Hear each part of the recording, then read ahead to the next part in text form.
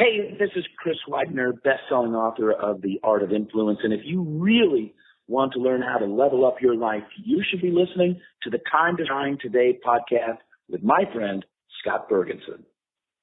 Hey, this is Scott Ferguson with Time to Shine Today podcast. Welcome, my varsity squad. Thank you so much for tuning in. As we know that here at Time to Shine Today, we don't want anyone to feel like they have no one. And if there is anyone out there that can really level you up, it's my friend Chris Widener. A fantastic top 50 in the world. That is not a misspeak or a misspoke. He is one of the top 50 speakers in the world. He has been mentored and worked with people like Jim Rohn, John Maxwell, Zig Ziglar. The list goes on and on.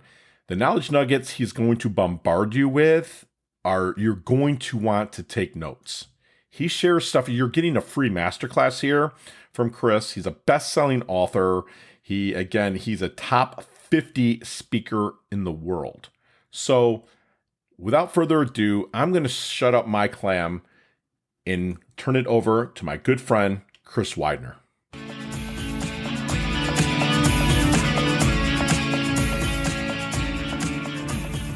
Hey, Time to Shine Today podcast squad. It's Scott Ferguson, and I am in, you've heard me say fanboy with a couple other people like Randy Gage or Vaynerchuk when I've had them on, but like I got Chris Widener.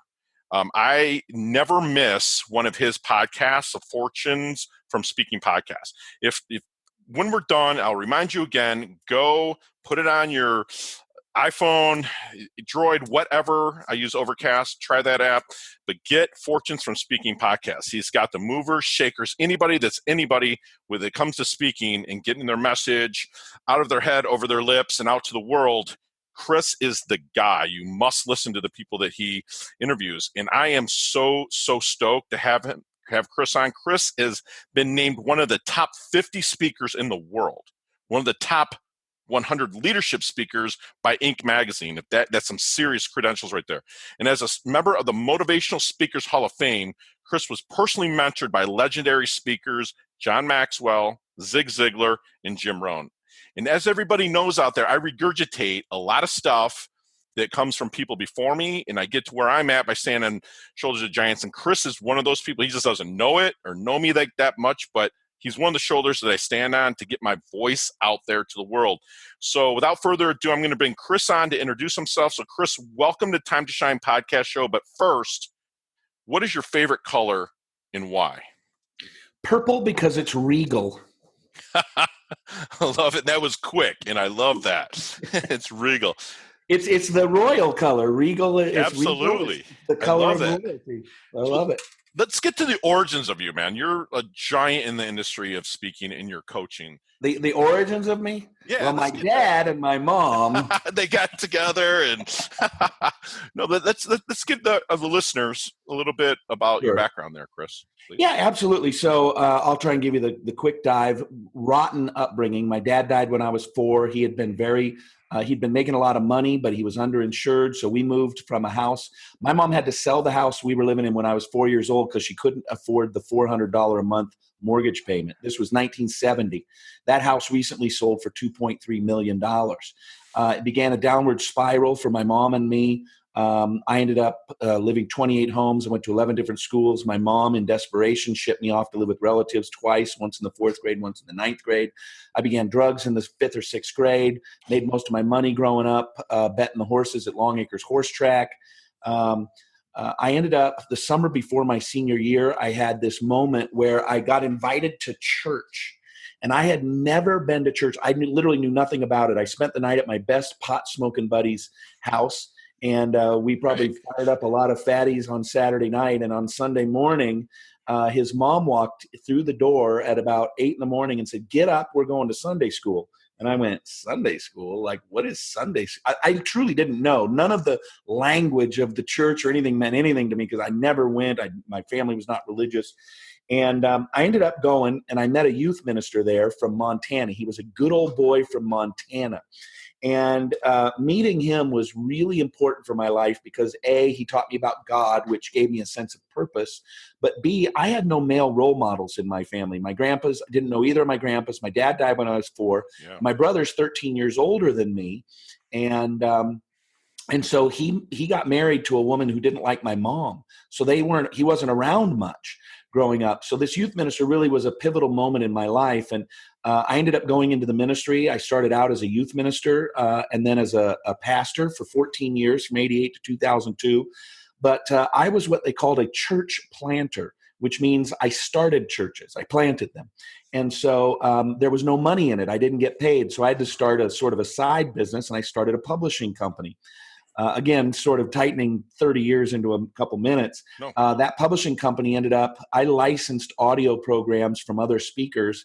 And for a number of years, probably 2004 to 2009, we were selling about $1.5 million to $2 million a month of audio programs through Costco and Sam's Club. And we were selling people like John Maxwell, Zig Ziglar, Jim Rohn.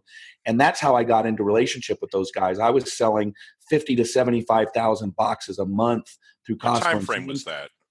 2004 to 2009. Okay. So it's moving into CDs a little bit in that time? Well, the reason we got out was because CDs were going away. Phasing out, and, sure. And I sold that company that I had started to my partner who I'd brought on to help me with that project. He's then turned it into a book publishing company and such. And so I went full-time as a speaker in 2002 because I was preaching on Sunday mornings, and then I was at Harvard Business School on Wednesday afternoons and General Electric on Thursday mornings, and Tuesday nights I was speaking to AT&T, and so I finally went and did it full time. The first thing I did was I put on a conference, September 2002. I took out a $100,000 mortgage against my house, which at the time was worth about $375,000, and I gave $55,000 of the 100 I took out of my house to Maxwell to get him to come out and speak for me.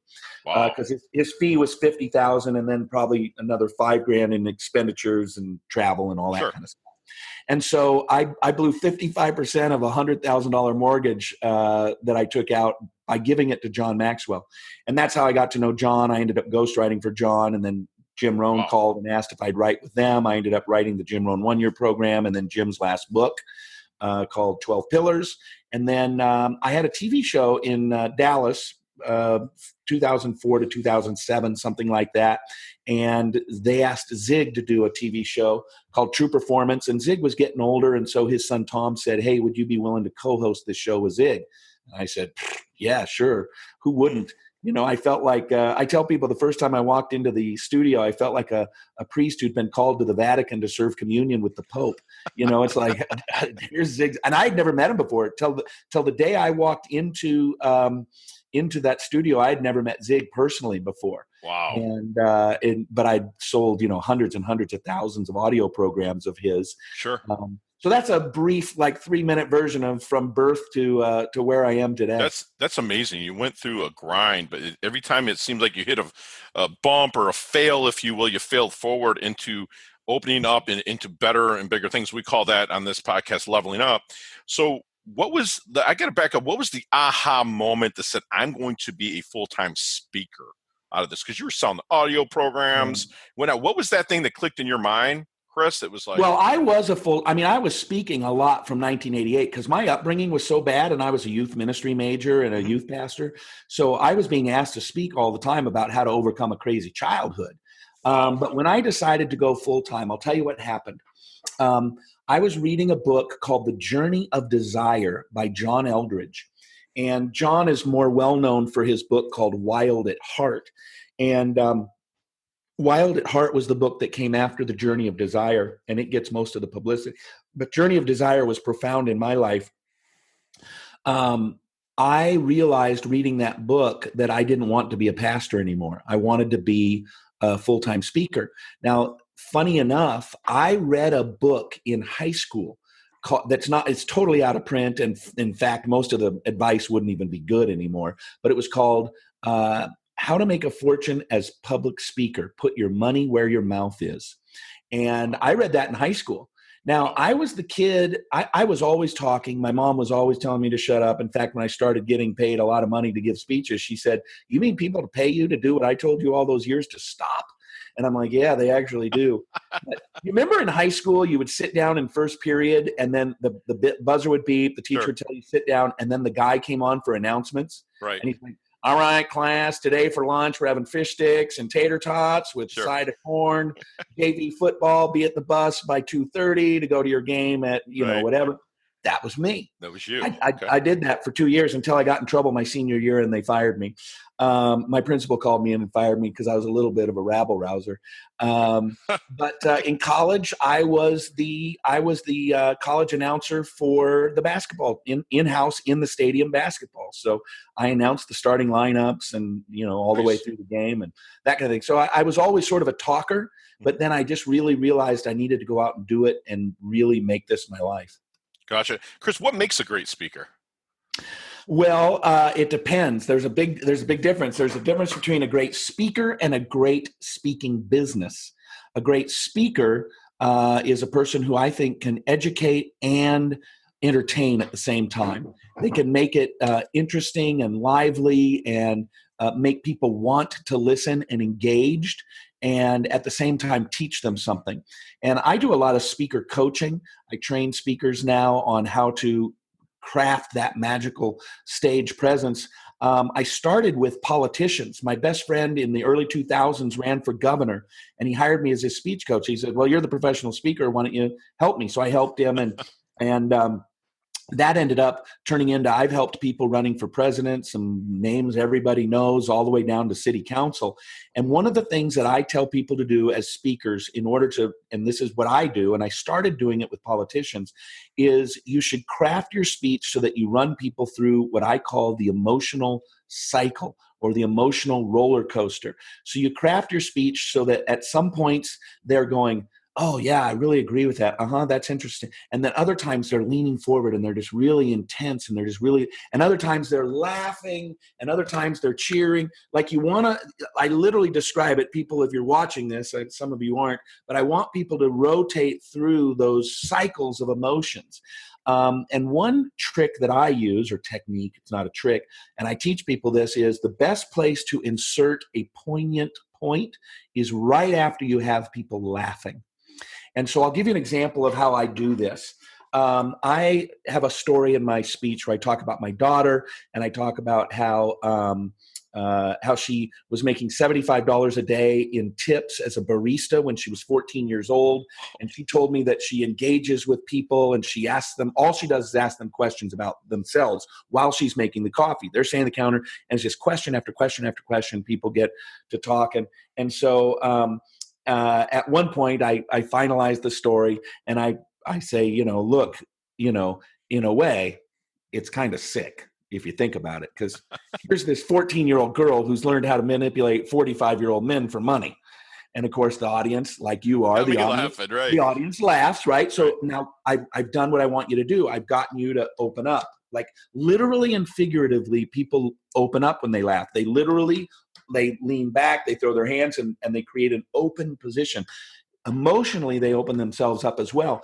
The very next line after I say, "Now, in a way, it's kind of sick because here's a 14-year-old girl who's learned to manipulate 45-year-old men for money," I let people laugh for 5 or 10 seconds. I say, "But there's a deep spiritual truth there. And that is that people want connection, so much so that 45-year-old men will triple the amount of money they tip simply because somebody asked them questions about themselves." Wow. And so I get them to laugh and open up, and then I slide right in there with a very poignant point. And I actually ended up interviewing a woman the other day who her whole thing is on the psychology. She calls it neurohumor or something like that. It's the connection between the brain and humor and what happens and how we learn through humor. And so I think that great speakers take people on a roller coaster of emotion and a journey that's both fun and educational. So the emotional cycle, that roller coaster of emotion. Yeah. Okay. All right. So I got to ask you this. We have other questions, but I have to ask you this because you ask it on every one of your Fortunes from Speaking podcasts. What is your favorite venue? Well, you ever did. Yeah, so you got I've asked that You question. hold people's feet to their fire, so I'm holding Yeah. here. You got to No, come no, up no. with It's one. just funny because people have such a hard time with it. I'm like, okay, you could say the venue, or you could say the country or city, or you could say Right. the actual group of people. So I'll tell you, my favorite group of people, I love network marketers because they're energetic. They've paid to be there, so they want to be there. They're friendly, and they buy lots and lots of stuff. So I love them for that. My favorite city that I've probably been to is probably, Shanghai is just incredible. I love Shanghai. I loved Barcelona. Were you the one that had the podcast? I've listened to all yours that where you would speak and then the interpreter spoke it out to the audience? Yeah, okay. That was in St. Petersburg, Russia, which was my next one I was going to say. Okay. Well, in St. Petersburg, I did the alternating. I spoke 30 seconds. He spoke 30 seconds. We went back and forth like a dance. In Barcelona and a number of other cities like Cologne, spoke in Cologne, Germany, for a company. They put on these huge events, like 20,000 people, and they are doing simultaneous translation. So behind the stage, it was kind of cool to see. Behind the stage, there was like these wooden, made up, like press board or what do you call it? Plywood, like almost like phone booths that had been made up. And each phone booth had a different person in it listening. They were listening to me, and then they were talking into a microphone, and there was an Italian one, a German one, a Spanish one, a Portuguese one. And so they were listening to me talk and talking into their microphone, and it was being simultaneously translated. So when people would come in the venue, this was in Barcelona, they would grab headsets that said Spanish, and they'd put them on, and then they could listen. I mean, just the way that what they had to pull off to make that happen. That's amazing. Pretty incredible. Wow. Yeah. Was it almost surreal? You're standing up there, you say something that's kind of funny, and you'll hear laughter pop up over here, and maybe not over here, and other parts of the audience. I mean, that had to have been the most surreal experience, especially being at the level that you're at. That's crazy. Yeah, it's always fun to talk to those giant audiences. You know. It was funny. I'll tell you a funny story. The biggest audience I ever did was 25,000 people. It was in LA, and there was a speaker management gal that had always wanted to see me speak, but had never been able to. So she came out to this thing, and she was thinking about managing my career. And Jim Rohn International had been sold, and I'd moved on from Success Magazine. Mm-hmm. And so she comes out, it was 25,000 people. It was network marketers. And I'm like, I'm just going to blow the doors off of this joint.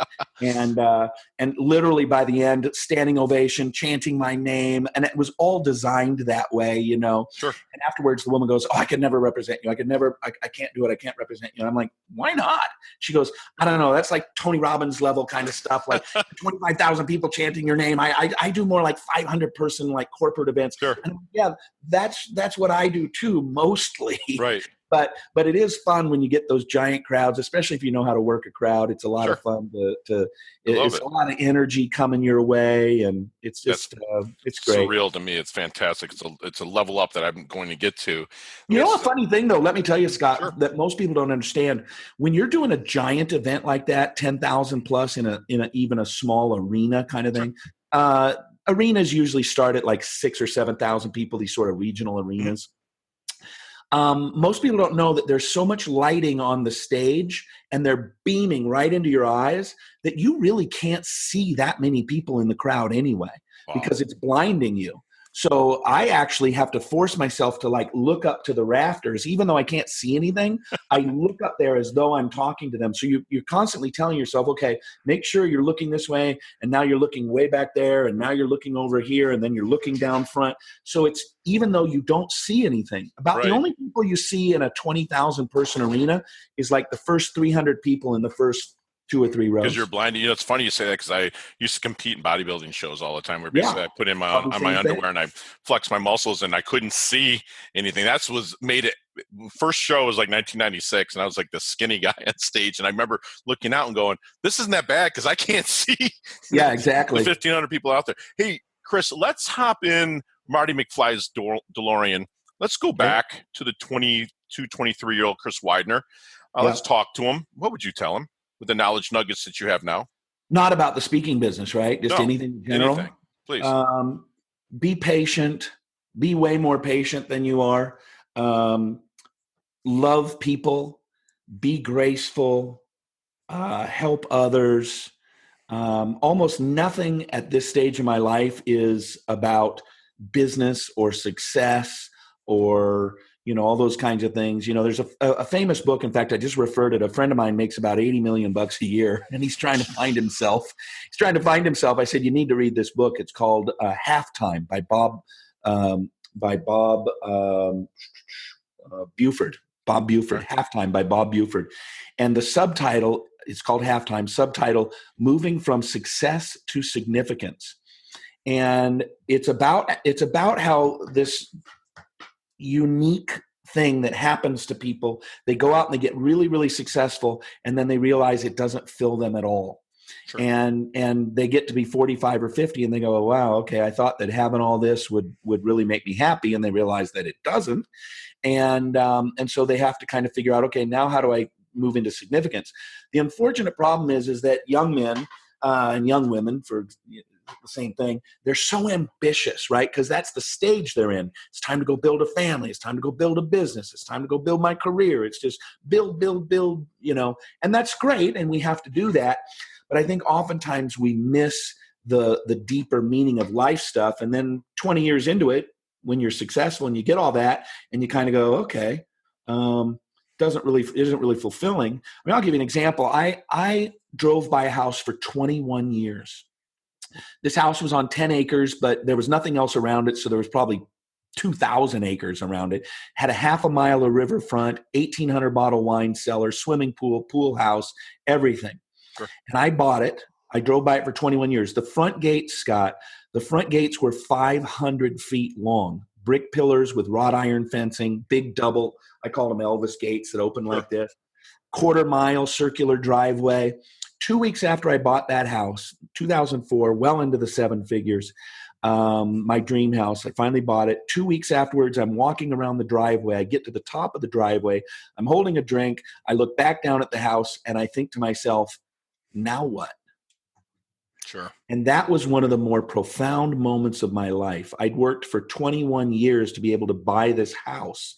Now, I loved the house mainly because, I loved it. It was great. It was away from everybody. So it was great coming off the road. I could just get away from everybody. Sure. But remember, I lived in 28 homes and I wanted my kids to have. I was just going to say that. It was for them. Right. The programming that you must have kind of been brought up with when you saw it, kind of the same thing happened to me on a much smaller level, where I bought a house in Michigan on the lake in a very prestigious area, but I just looked at it and because I was raised by a guy that worked on the line at General Motors, and I made it. And again, I was like, what's next? Right. Yeah. So that's amazing. You've accomplished so much in your life, Chris. Is there anything bigger that you want to really have happened to you? Is there what's the big thing that will, in a egotistical way, make you immortal in a sense? It's kind of funny because I really have done everything I've wanted to do in life. I've had a New York Times bestseller. I've spoken to 25,000 people. I've run for the United States Senate. I've done everything I've wanted to do. I've never held back in life. And what I really want to do now, and this is again kind of back to that halftime thing, is I was blessed by Zig and Jim and people that opened doors for me, Dennis Waitley, all those folks. And you get to a place where you've done it all. And then you kind of say, okay, how do I help other people? So I'm doing a lot of speaker coaching. I'm doing a lot of executive coaching. I do executive coaching across the board. I'm starting to do a lot more for people in the faith-based arena, executives and entrepreneurs. It's sort of blending my success coaching with my old pastor's hat. Wow. There's a lot of people that they have this misconception that if you're a person of faith, you can't be successful in the world, right? Because so many people have misquoted the Bible for so long. What do we hear? The people say, well, the Bible says that money is the root of all evil. Well, the Bible doesn't say money is the root of all evil. When you go back into the original Greek language that it was written in, it actually says money is a kind, or the love of money is a kind of all kinds of evil. Sure. Or the root of all kinds of evil. And so I think most people would agree with that. If you're so obsessed with money, you could really end up in some bad places. Right. That's the truth of it. It's not saying that if you have money, you're somehow evil. So I think that I have a real passion for that, helping people understand that you can both have an inner life as well as a successful outer life. Sure. Coaching people on speaking, helping them become world-class speakers. And so for me, it's all about meaning at this point. Love it. So what's your definition? I think I could answer this for you, but I want to hear it from you quickly, kind of. What's your definition of a life well lived? Well, it's interesting you say a life well lived, because Jim Rohn and I, in our book, 12 Pillars, we say you can't determine how long you live, but you can determine how well you live. And I love that quote that we came up for in that book. A life well lived, in my opinion, is a life of service. My next book is coming out November 3rd, 2020. It's called Lasting Impact: How to Create a Life and Business That Lives Beyond You. And that's really what we all want. We want to know that our life mattered. We want to know that we made a difference. We want to know that other people are better because we were there and in their life. Love it. So to me, it's about contribution. It's less about what we take from the world, more what we give to the world. Excellent. As we kind of wind things in, I got a leveling up lightning round that I've actually added some questions specifically for you on this.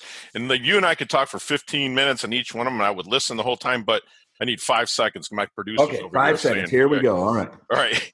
What's the best leveling up advice you've ever received? It's just as easy to think big as it is to think small. Love it. Share one of your personal habits that contributes to Chris's success. I take time for myself. Love it.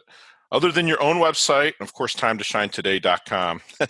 That's my shameless plug. What's another website that you like to go to possibly level up?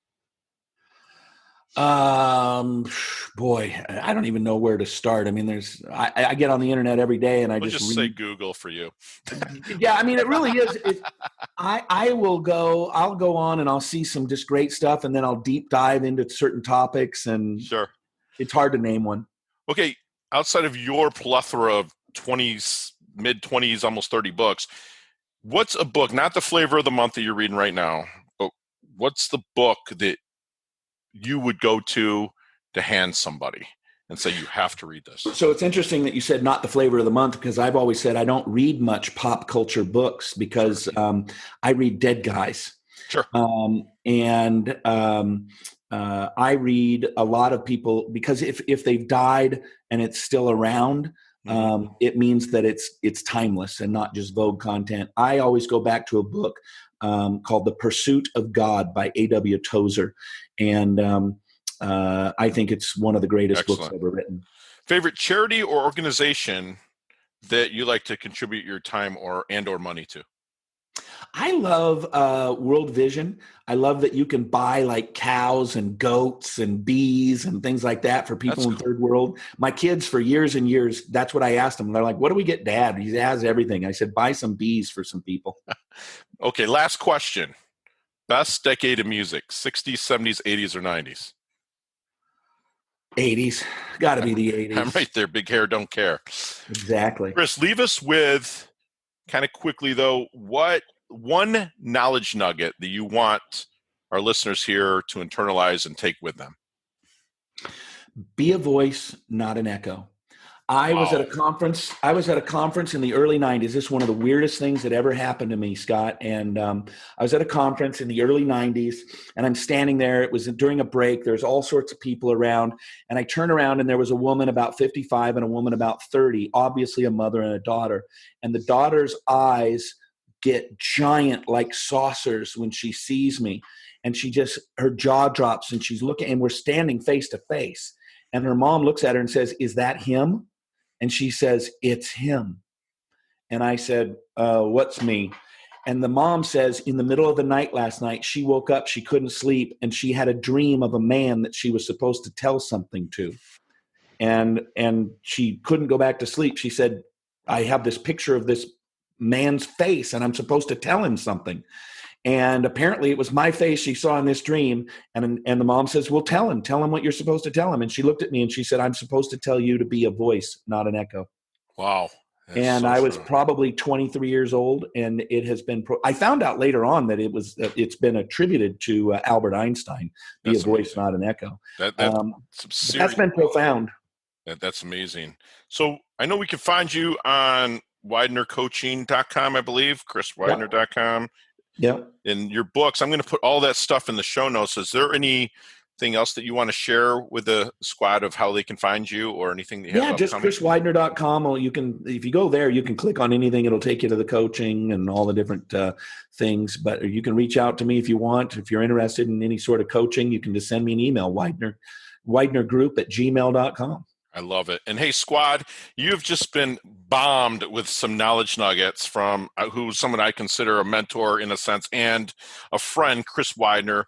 Remember to be a voice, not an echo. If you're getting into the speaking business, he gave us a huge knowledge nugget of insert or your point after laughter. Chris is patient, he's loving, grateful, loves to help others. He's humble, yet hungry, levels up his health, levels up his wealth. And Chris, thank you so much for coming on. This is amazing. And you're part of our squad now, whether you like it or not, but really, really. Do I get a shirt with a number or anything? We're going to get you one.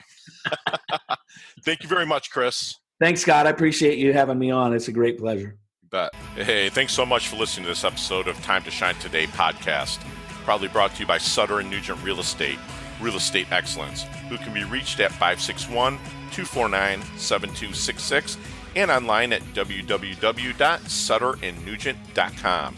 If you're a business owner or professional who would like to be interviewed on Time to Shine Today, please visit timetoshinetoday.com/guest. If you like this episode, please subscribe on Apple Podcasts, Google Podcasts, Stitcher, Spotify, iHeartRadio, or wherever you get your podcasts.